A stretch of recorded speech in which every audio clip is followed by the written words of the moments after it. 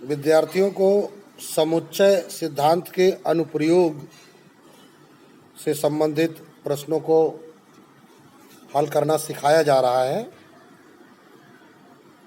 आज यह प्रमुख प्रश्न विद्यार्थियों के सामने है।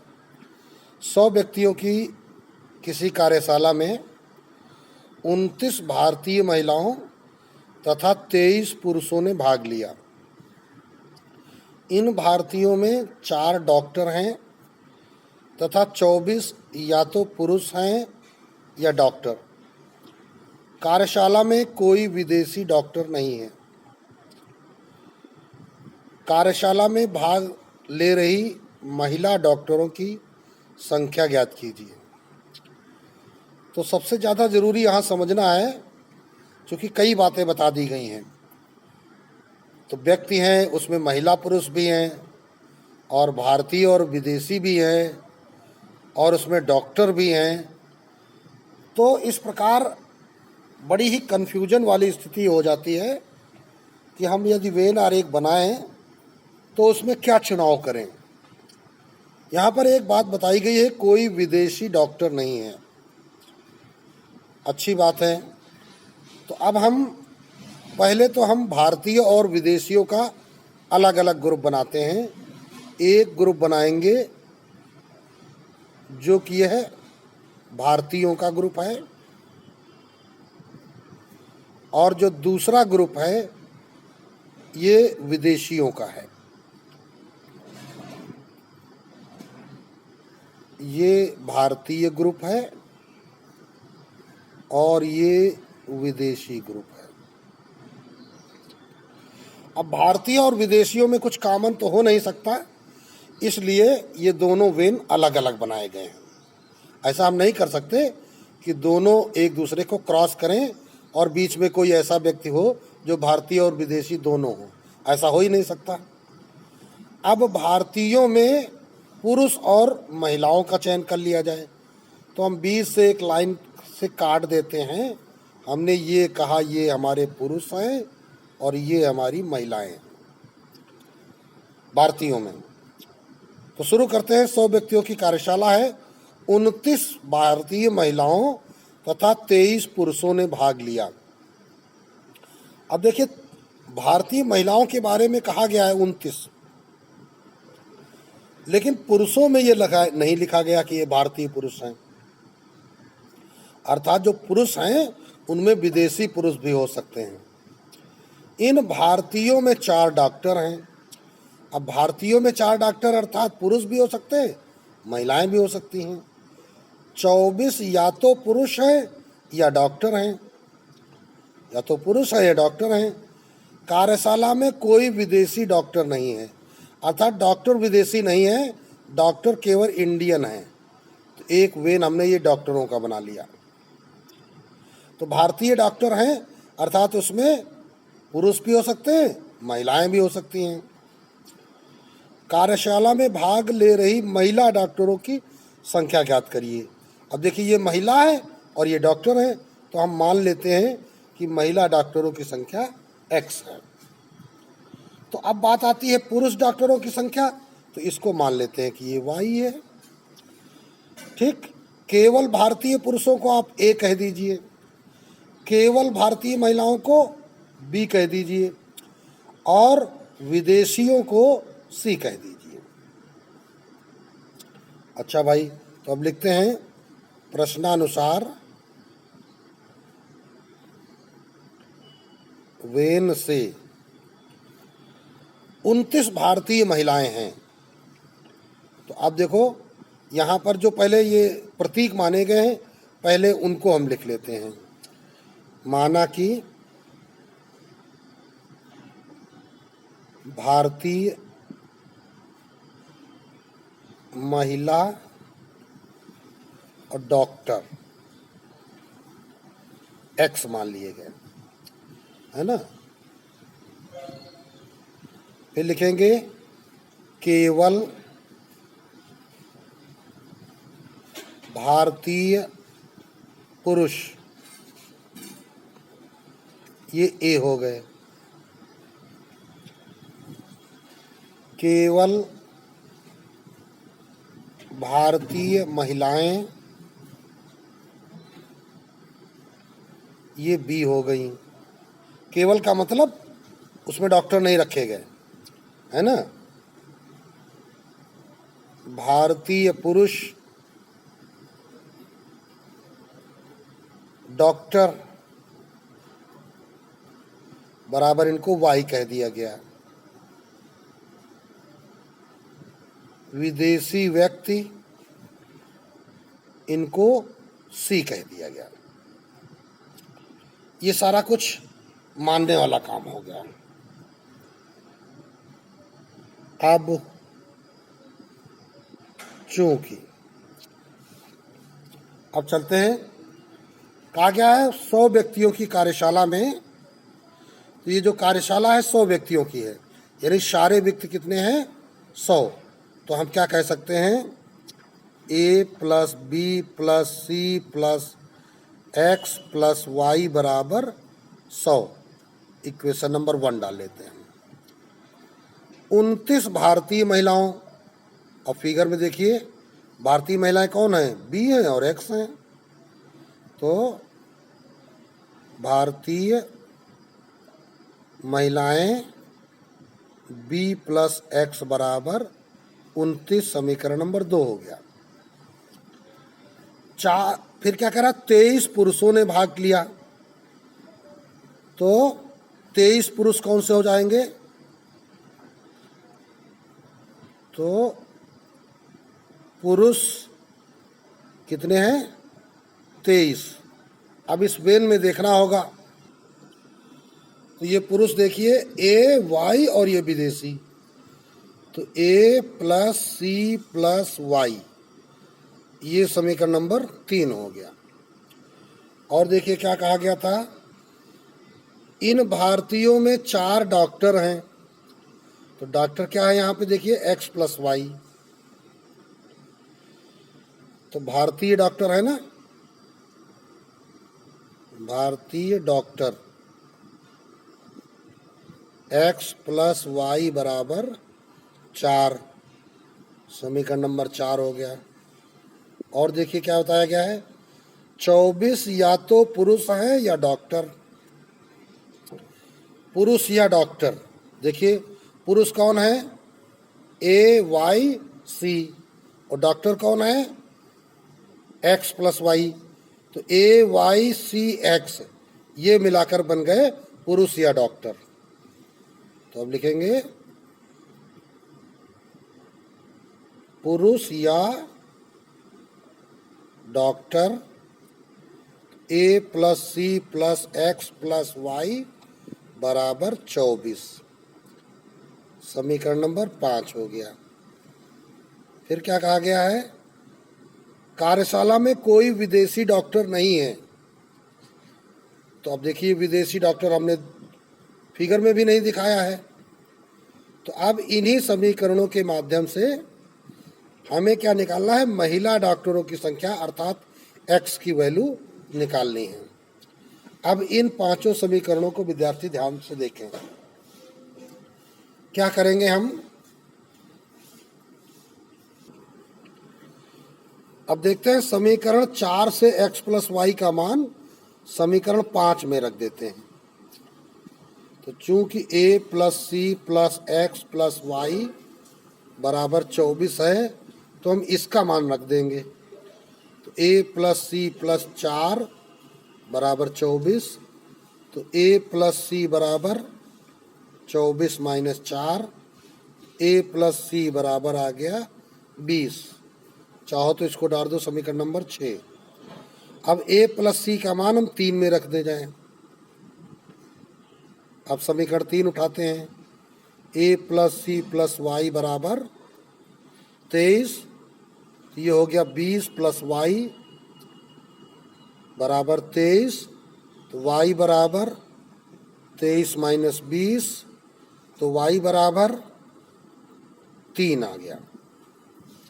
अब जब y 3 आ गया तो x प्लस वाई बराबर 4 है, तो लिखेंगे क्या, चूंकि x प्लस वाई बराबर 4, तो इसका मतलब x प्लस 3 बराबर 4, तो x बराबर 1 आ गया, 4 में से 3 घट गया।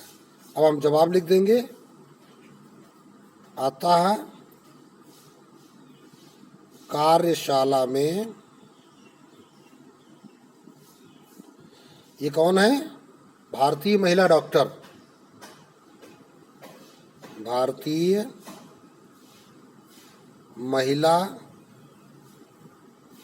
डॉक्टर बराबर 1 भारतीय महिला डॉक्टर इस कार्यशाला में है। इस प्रकार ये प्रश्न आपका कंप्लीट हो गया। अब ये अगला प्रश्न देखिए, 25 छात्रों की एक कक्षा में 12 छात्रों ने भौतिक विज्ञान लिया है, 8 छात्रों ने भौतिक विज्ञान लिया है परंतु जीव विज्ञान नहीं लिया है।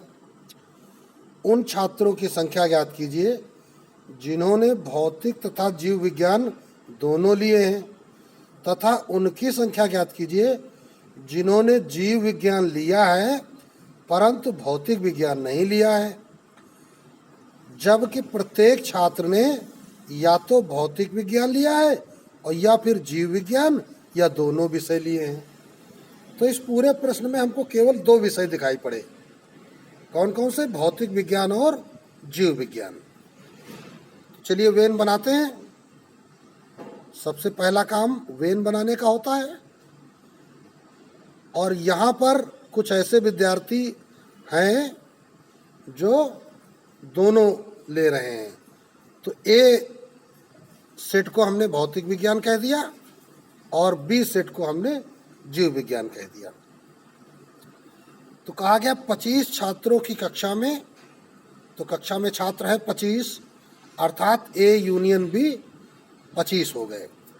इसको भी इस प्रकार लगा सकते हो, A union B number of बराबर 25। फिर क्या है?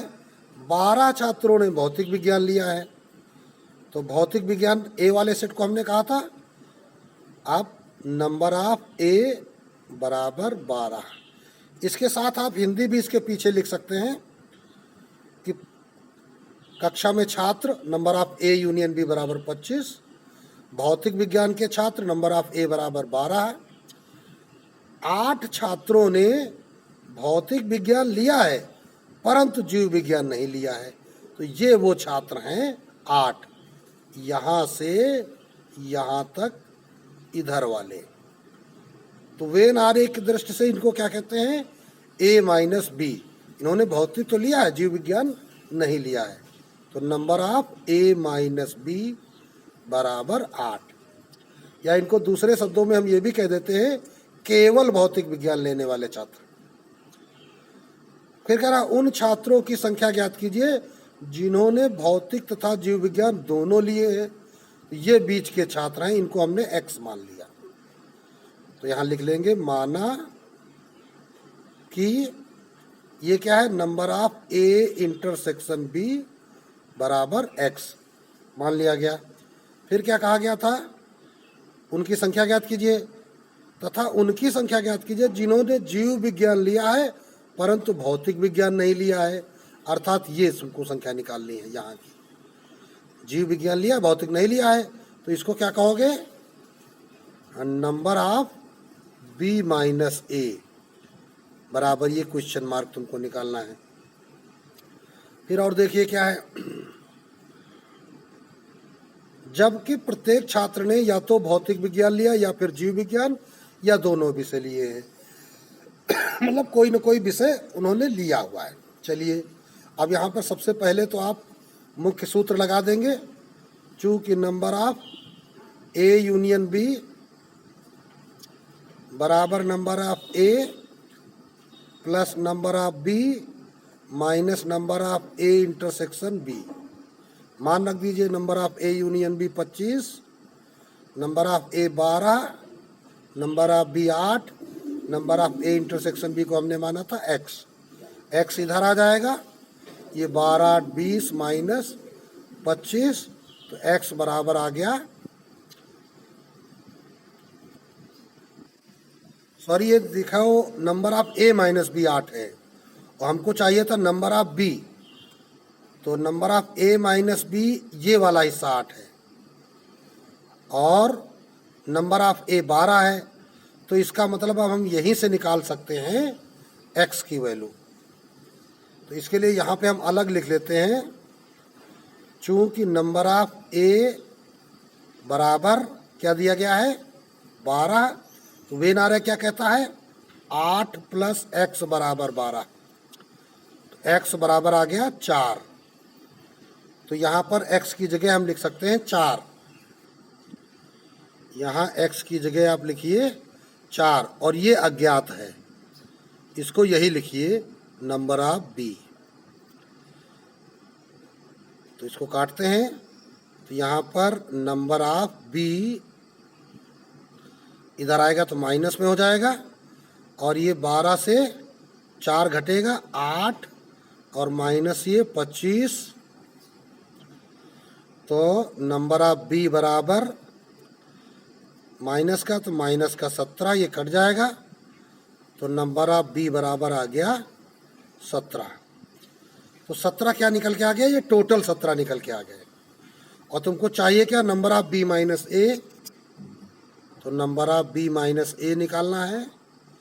तो क्या करना पड़ेगा 17 से वो जो कॉमन x थे वो निकाल दो, तो 17 माइनस 4 तो बराबर आ गया 13।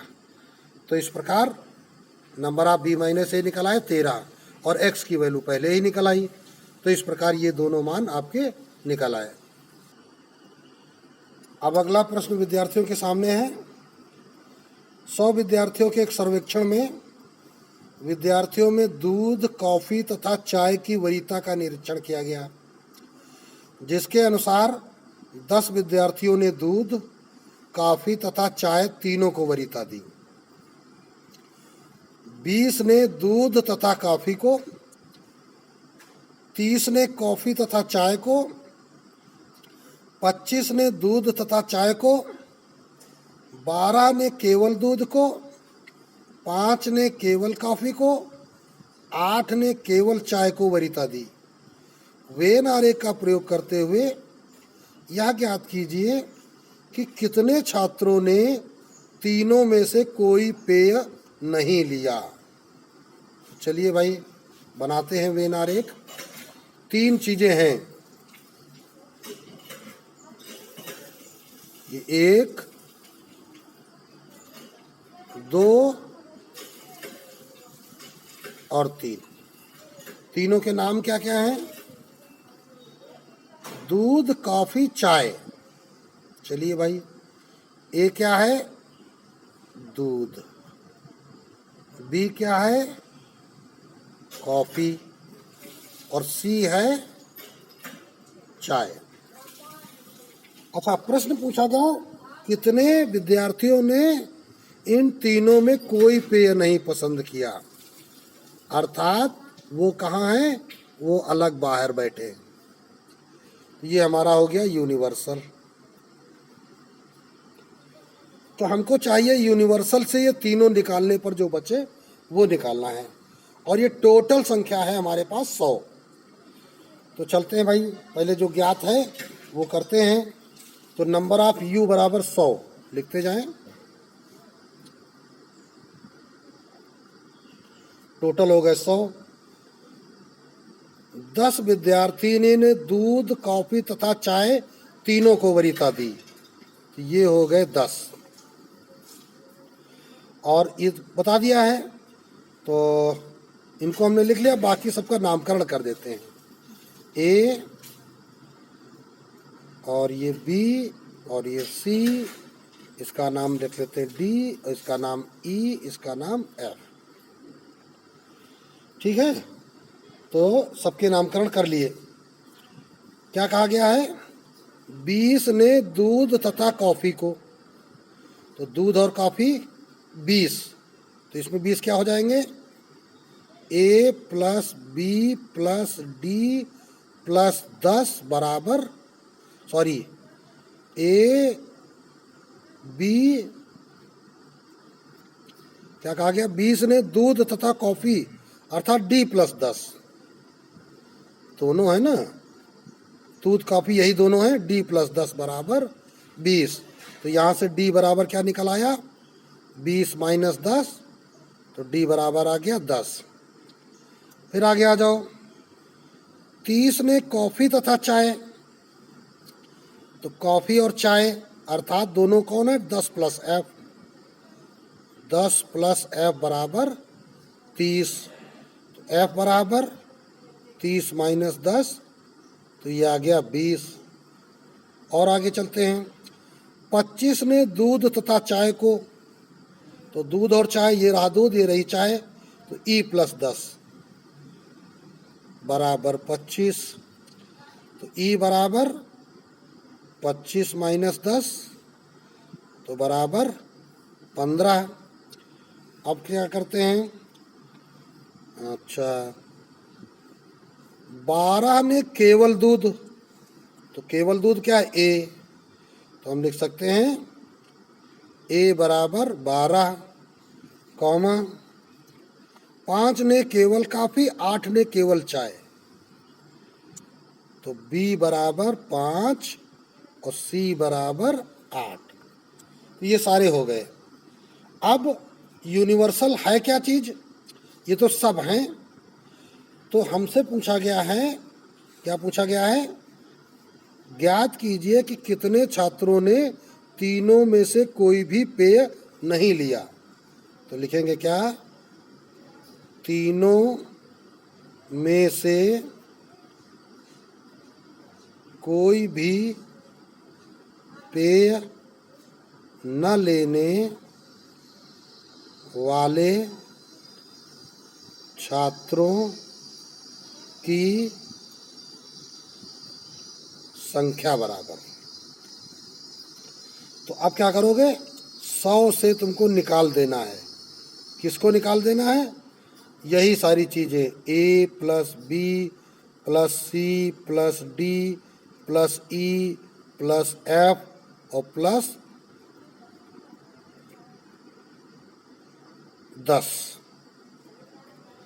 सब निकाल देना है। तो देखिए 100 माइनस A तुम्हारे पास 12, B 5, C 8 और D तुम्हारे पास ऊपर है 10, E 15, F 20 + 10। तो ये सारा कुछ टोटल करिए, तो 12 5 17 8 25 10 35, 35 और 15 50, 20 70, 10 80। तो इस प्रकार 20 व्यक्ति ऐसे बचे जो इन तीनों में से व्यक्ति नहीं, छात्र हैं, तीनों में से कोई भी पेय पसंद नहीं करते हैं। ये प्रश्न तुम्हारा कंप्लीट हो गया।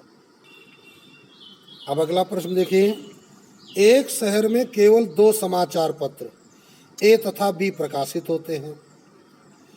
शहर की जनसंख्या का 25% भाग समाचार पत्र A पढ़ता है तथा 20% भाग समाचार पत्र B पढ़ता है।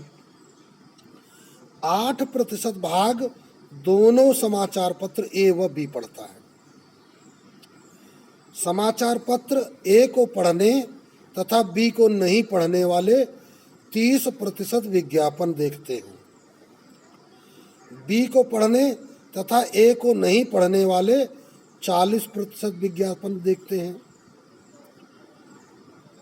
तथा A व B दोनों को पढ़ने वाले 50% विज्ञापन देखते हैं। तो ज्ञात कीजिए कि आबादी का कुल कितने प्रतिशत विज्ञापन देखते हैं। अब चलिए वेन आरेख बनाते हैं।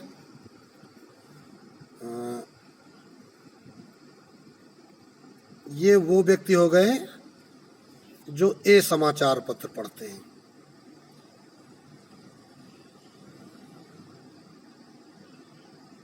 ये वो व्यक्ति हो गए जो B समाचार पत्र पढ़ते हैं। तो 25% अर्थात 100 में से 25, तो 25% समाचार पत्र A पढ़ते हैं। तो यहाँ पे आ जाते हैं, लिख लेते हैं, ये 17 नंबर है। माना कि व्यक्ति बराबर 100, शहर में 100 आदमी मान लिए गए। परसेंट वाले प्रश्नों में अगर 100 मान लेते हैं तो फिर हम आसानी से प्रतिशत को हटा सकते हैं। क्या हो गया यहाँ पे? समाचार पत्र ए पढ़ने वाले व्यक्ति, तो लिखेंगे ए समाचार पत्र पढ़ने वाले व्यक्ति, इनको नंबर ऑफ ए कह दीजिए। 25% हैं तो 25। बी समाचार पत्र पढ़ने वाले व्यक्ति, नंबर ऑफ बी बराबर 20% है तो 20 हो जाएंगे। फिर दोनों समाचार पत्र पढ़ने वाले व्यक्ति, इनको हम क्या कह सकते हैं? Number of A intersection B बराबर 8%, तो ये 8 हो जाएंगे। तो ये हो गए 8 और ये टोटल हैं 25, ये टोटल हैं 20। तो अब हम क्या कह सकते हैं? अगर 25 से 8 निकाल दें तो केवल ए अखबार पढ़ने वाले व्यक्ति, इस बात को हम लिख लेते हैं, केवल ए समाचार पत्र पढ़ने वाले व्यक्ति, तो बराबर कितने हो जाएंगे? 25 - 8 बराबर 17। इसी प्रकार केवल बी समाचार पत्र पढ़ने वाले व्यक्ति, तो इसमें क्या करेंगे? 20 में से 8 घटा देंगे, तो 20 - 8 बराबर 12।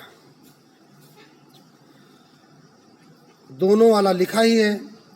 आगे प्रश्न में कहा गया था